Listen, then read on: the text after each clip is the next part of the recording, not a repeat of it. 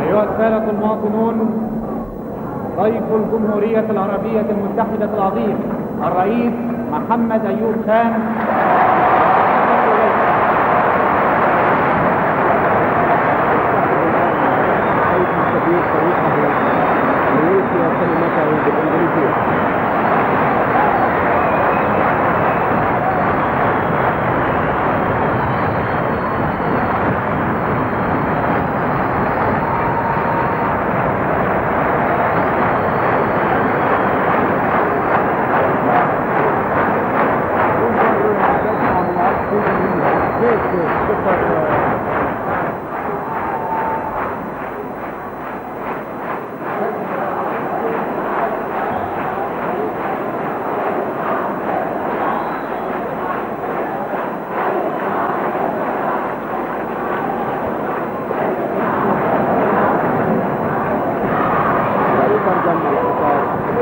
باللغة العربية ثورة القاهرة.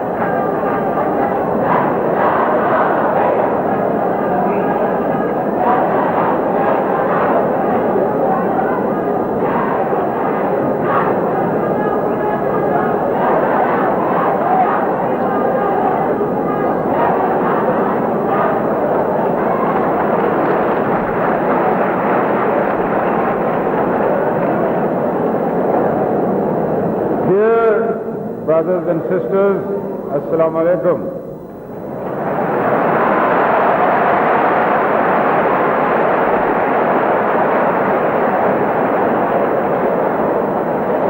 I am most grateful to you for giving me this opportunity of addressing to you, and may I, through you and through the medium of these instruments, thank your President, his government, and the people of United Arab Republic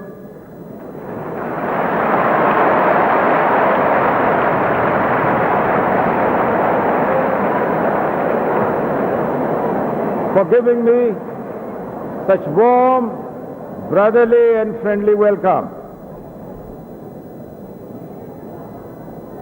I can assure you that I had no doubts in my mind before coming here that I was going to a brotherly country, to another Pakistan.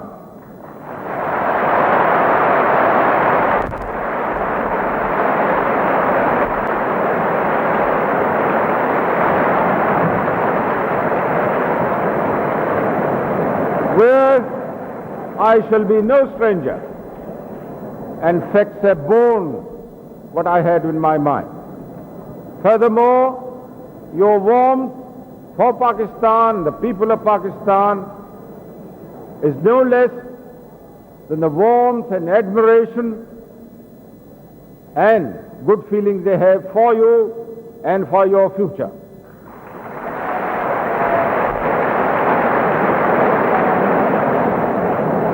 I'm also very happy that under the leadership of your President, this country has already made tremendous progress, both in agriculture and in the industrial field.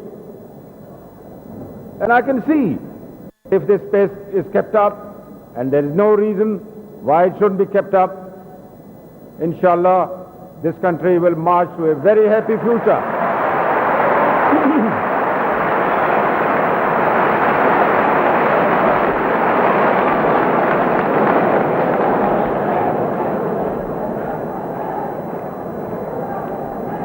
Reference. You like to say something now? إخواني السلام عليكم. إنني أشكركم على هذه الفرصة التي أتيحت لي لأحدثكم، وأرجو أن أشكر السيد الرئيس عن طريقكم وعن طريق هذه الأجهزة.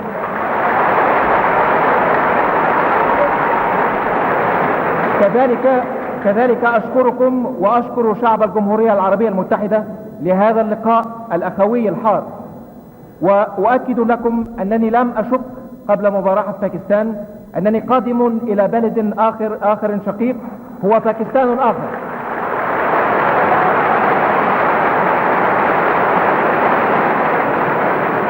إنني لم أشك في أنني قادم إلى بلد لن أشعر فيه بالغريب. إن شعوركم نحو باكستان وشعب باكستان لا يقل عن شعور شعب باكستان نحوكم ونحو مستقبلكم.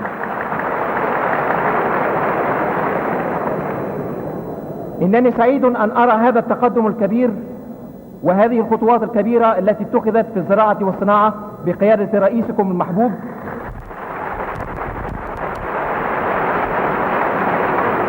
وإنني واثق أن هذا التقدم سوف يستمر.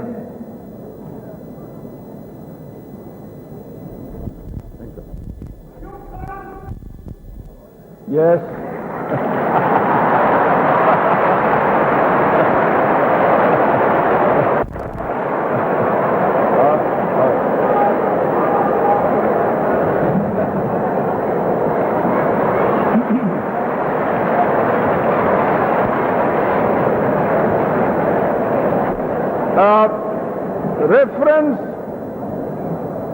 Reference has been made of misunderstanding between Pakistan and United Arab Republic during the period of unfortunate Suez crisis. I think it'll be only right to tell you as to what some of us tried to do in order to ensure that the events do not take a serious turn. I was at that time the Commander-in-Chief of Pakistan Army, and I was quite clear in my mind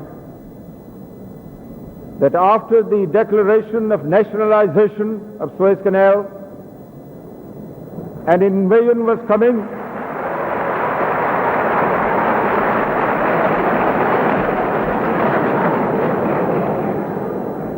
An invasion was coming onto Egypt.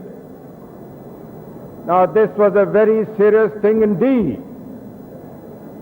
And although it was no political concern of mine, I went to my government and I told them that days of extraterritorial rights in sovereign countries are gone. Suez belongs to the people of Egypt.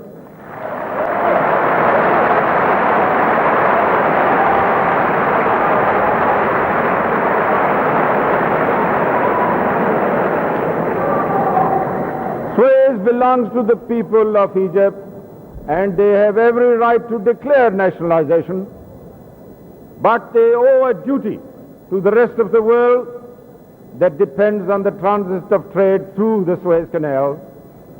And at the same time, they owe something to the people who own shares in the Suez Company. And so therefore everything possible must be done politically to let the tempers cool down so that this danger of invasion is averted. And these two problems, the matter of transit through the canal, a matter of settlement of the, shall we say, the cost of shares and so on, can take its natural course. Maybe that some of our representatives were clumsy, didn't put the thing clearly.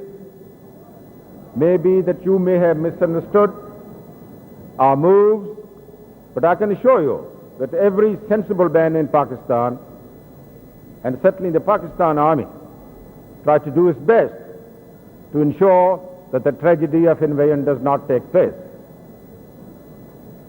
Well, you were under pressure, and when people are under pressure, one gets hurt if one doesn't get the support from the friends in the manner you think it should be given, and I fully understand it. I think it's quite human to understand it. But may I tell you that in our country too, some people complain against the Muslim world not giving us support in a gigantic struggle that Pakistan has been forced to go through by a very powerful neighbor next door to us.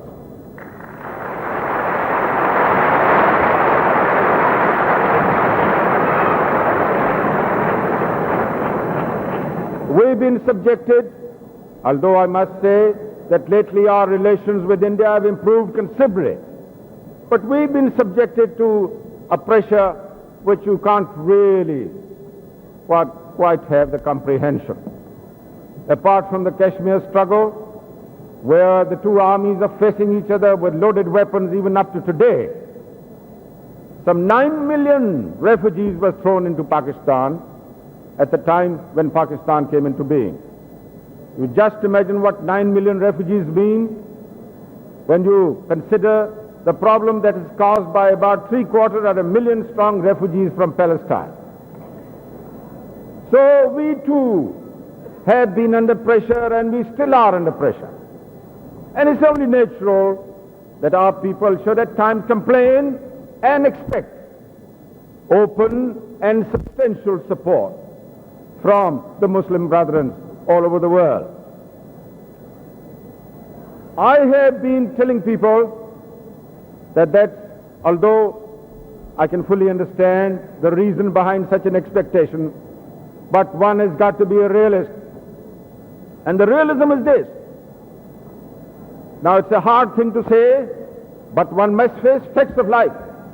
And the fact of life is this, that whether we like it or not, and we certainly should not like it, religion today is no longer the motive power that it used to be. It's the national territorialism which is the motive power.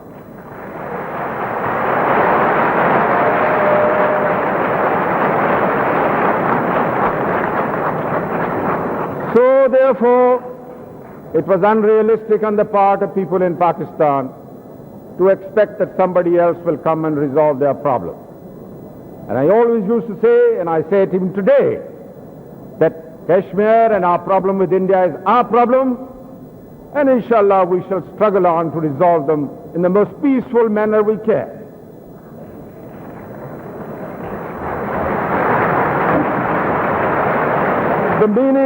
The meaning of all that is this, that quite frankly, when you are under pressure, and you have been under tremendous pressure, we have been under tremendous pressure, people are apt to get little fussy, little sensitive, and apt to misunderstand each other. I hope and pray that between our two countries, such an equation will never arise again. And that can only happen if we have mutual understanding with each other, if we meet each other more often, if we try and understand each other's problem, then I'm sure that we will begin to have sympathy for each other, and the cause for any complaint will be removed.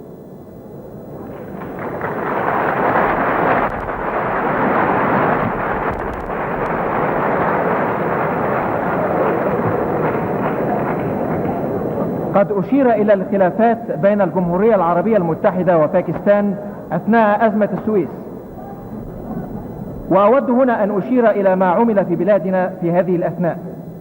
كنت حينئذ القائد العام لجيش باكستان، وكنت أعلم أن بعد تأميم قناة السويس كانت هناك حرب وعدوان وسوف تشن هذه الحرب على مصر. وكان هذا بالأمر الخطير. ذهبت إلى حكومتي وقلت للمسؤولين أن الأيام التي تستقصى فيها أراضي الغير قد مضت. السويس ملك لشعب مصر ولهم الحق في تأمين القناة.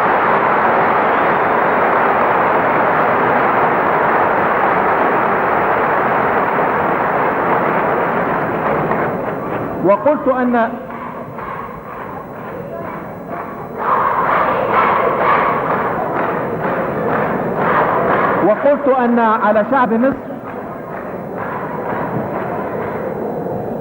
أن على شعب مصر واجبات نحو التجارة العالمية ونحو حملة الأسهم، وأنه يجب أن يعمل كل ما في طاقتنا لتفادي العدوان والحرب.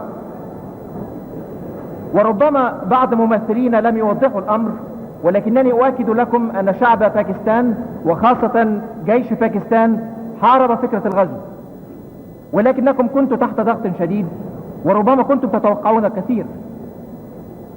ولكن في بلدنا كذلك نشعر أحيانا أن الدول الإسلامية لا تعطينا التعضيد الكافي في نزاعنا مع دولة كبيرة بجانبنا. لقد تحسنت الأحوال أخيرا مع الهند في موضوع كشمير، إلا أننا كنا نجد القوات تواجه بعضها البعض وهي مسلحة على أتم استعداد، وقد أرسل إلى باكستان 9 مليون مهاجر، وتعلمون ما يعني هذا.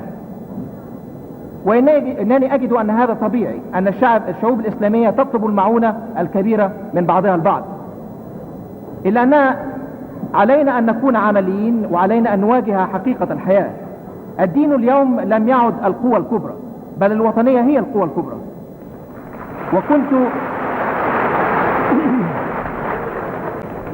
وكنت دائما أقول أننا سوف نحل مشاكلنا مع الهند بطريق السلم.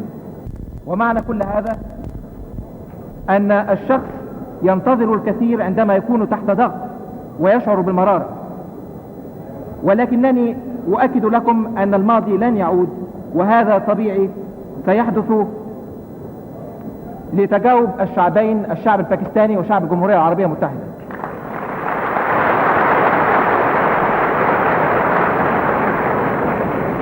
Having said that,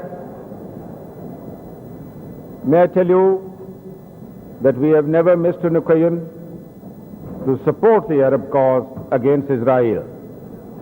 On every occasion, we have done whatever was in our power to assist you, morally and openly. And we mean to do so continually.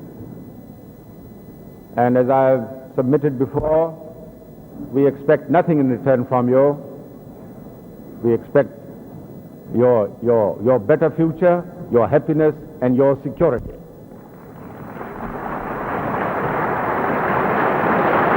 And at the same time, being human, we expect that what little support we can give, we don't want any credit, but at least it is recognized and understood. We also hope that the Arab world, like us, has got its independence after a long struggle and a long time. This is a very dear possession of any human community. I hope, and we all hope and pray, that your mutual differences are resolved in a spirit of large-heartedness and give and take, so that your resources, which are very badly needed for development and progressive work, are not diverted into negative things, and that your pace of progress is speeded up all over in the Arab world. This is our hope and prayer, and I hope it come true. And there is no reason why it shouldn't, in spite of misunderstandings that one sees from time to time.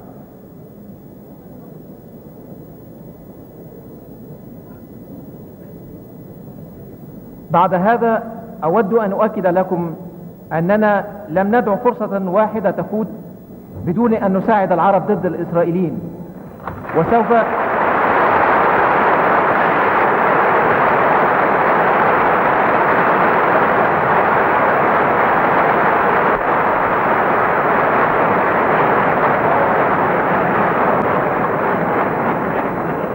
وسوف يكون ذلك رائدنا في المستقبل.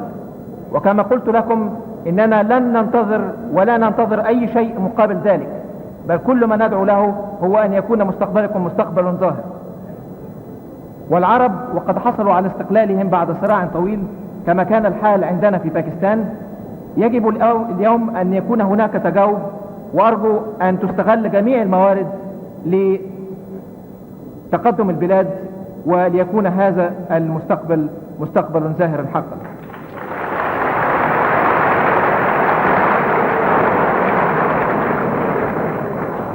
There is another matter which I think is just as close as is concerning your mind, our thinking mind, as concerns us in Pakistan, which is that we maintain that our religion is a progressive religion.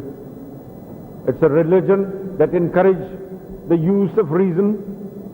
It's a religion that should normally help us to move forward with the time and that progress. Yet, can you really say that that's happened? When one comes to think about it, one casts a glance over the Muslim communities all over the world. They are the most backward, they are the most uneducated, and they have been stagnant. Isn't it a matter of concern, or shouldn't it be a matter of concern to all of us to try and find out what is it that has gone wrong? What is it that needs putting right? And I think it's the task of every thinking Muslim to find out the reason. What is it that we ought to do to put this matter right? And should have the moral courage to openly say as to what is wrong and how it should be put right. And I think it's very important that our religious community and our religious leaders, and they have done a great service, mind you, in preserving the traditions of Islam, the cohesion of Muslim communities, in spite of tremendous trials and tribulations. But can you say that their activities are today showing us how to get ourselves ready to march with the present time? And you might say, why must they tell us? Why is it necessary that we must march with the present time? And to that my answer is this, that the law of nature and Quran tells you very clearly that those people who do not better themselves, do not move with the time, will perish. And that is the difference. If we don't move with the time, don't get ready to move with the time, recognize our defects, remove them, we shall just go back again to slavery. And this time, these slaveries are going to last much longer than any one of us might think in terms of what happened in the past.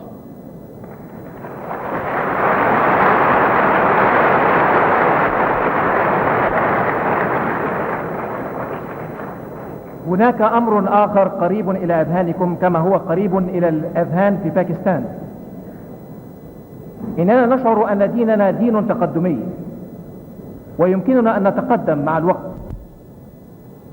هل يمكننا اليوم إذا ألقينا نظرة إلى العالم الإسلامي أن نجد أن هذا التقدم تقدم حقيقي في العالم الإسلامي؟ إننا نجد أن معظم الدول الإسلامية دول فقيرة، وعلينا أن ننظر إلى ذلك، وعلينا أن نعمل على إزالة ذلك وتصحيح الأخطاء. لقد عمل الكثير للمحافظة على الإسلام، ولكن علينا أن نتمشى مع الوقت، لأن القرآن نفسه يقول إن الذي لا يتمشى مع الوقت سوف يفنى ويعود إلى العبودية.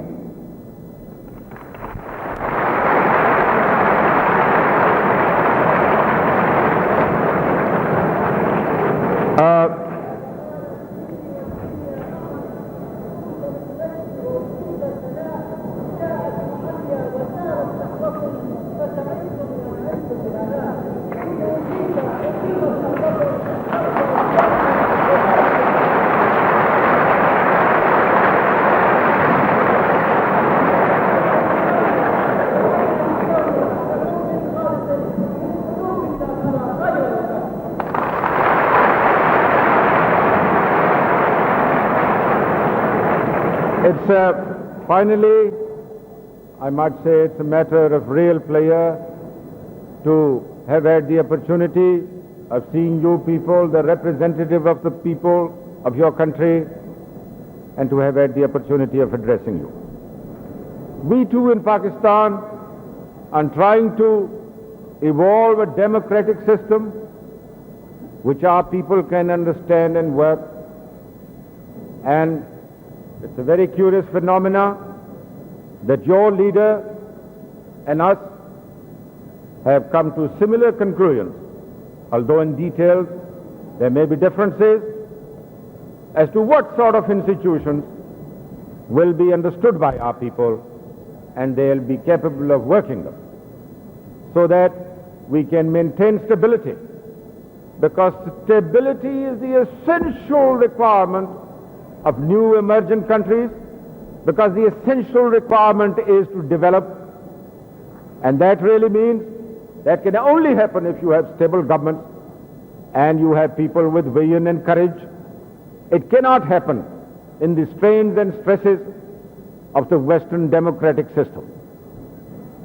Their developments, if you study their history carefully, took place at a time when even women and children were utilized for 12 hours a day under almost a totalitarian system. And so we got to remember that if we have attained our independences, there is an object in attaining them, and the object is that we must do such things as will enable our people to better their lot. And that really means education at a vast scale, and that means development at vast scale in every walk of life. But in order to do that, you've got to have consistency, and that really comes down to this, that you've got to have political stability in the country. And political stability can only occur if you have political institutions which people can understand and they can work.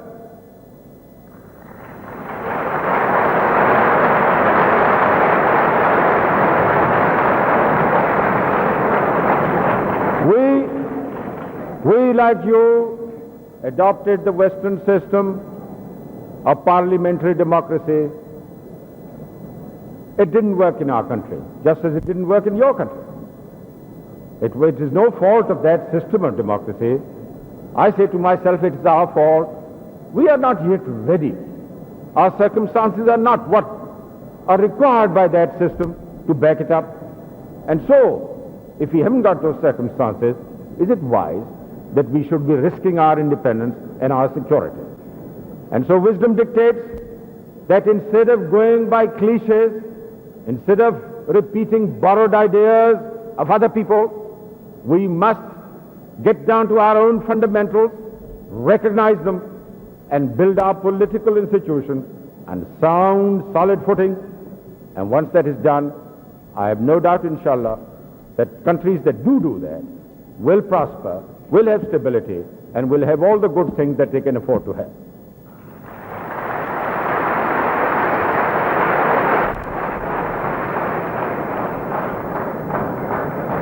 وفي النهاية أؤكد لكم سروري أن أراكم وأن أجتمع بممثلي الشعب وأن أتحدث إليكم. نحن في باكستان نعمل على تقوية الدعامات الديمقراطية، ونرى أن رئيسكم ونحن قد اتفقنا على الدعامات التي تقوي الاستقرار، لأن الاستقرار هو أهم الدعامات للتقدم، ولا يمكن للتقدم في البلاد الحديثة النمو لا يمكنها أن تتقدم في النظام الديمقراطية الغربية. علينا أن ننال الأهداف على أساس تشجيع الشعب على تحسين حاله، ولكن أولا يجب أن يكون استقرار سياسي، وهذا يكون على أساس نظام يفهمه الشعب ويمكن للشعب أن يعمل في ظله. لقد اعتنقنا النظام الديمقراطي الغربي في بلادنا وفشل كما فشل هنا، لأن الظروف عندنا تختلف. علينا أن ندرس أمورنا ونبني دعاماتنا السياسية على أساس ذلك.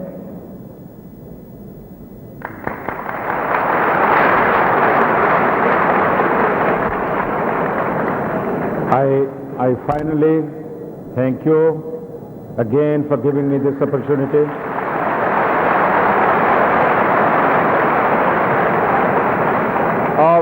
Of addressing you, and at the same time let me tell you how much my heart has been touched by your warmth and your friendship. And it will be my business when I go back to Pakistan to tell the people of Pakistan what good friends you are. God bless you.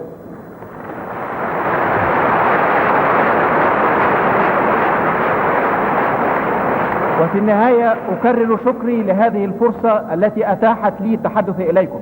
إن قلبي مليء بهذا اللقاء وهذه الأخوة، وسوف أنقل هذا الشعور إلى شعبي في باكستان.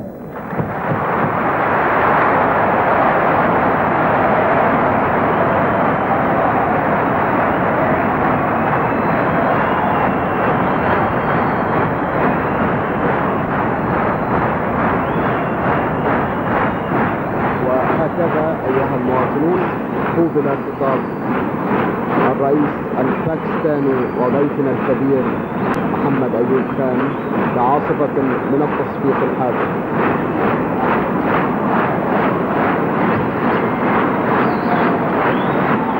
وها هما الرئيسان يروحان للجماهير التي وقفت في القاعة وفي الشرفات العليا لتحيي الرئيسين. والرئيسان الآن يغادران قاعة الاحتفالات الكبرى بجامعة القاهرة كختام للحفل الذي أقامه الاتحاد القومي بالإقليم الجنوبي.